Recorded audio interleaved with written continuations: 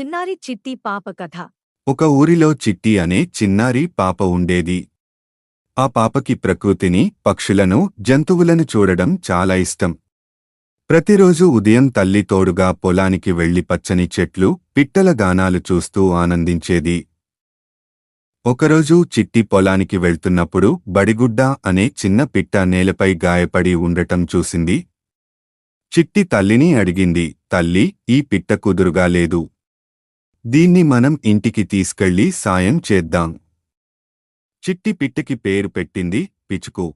పిచుకు ఇప్పుడు ఆ ఇంట్లో ప్రతి ఒక్కరితో స్నేహం చేసేసింది.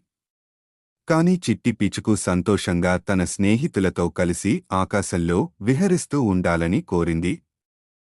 ఒకరోజు చిట్టి పిచుకుతో మాట్లాడింది, "పిచుకు, నువ్వు ఇప్పుడు ఆరోగ్యంగా ఉన్నావు.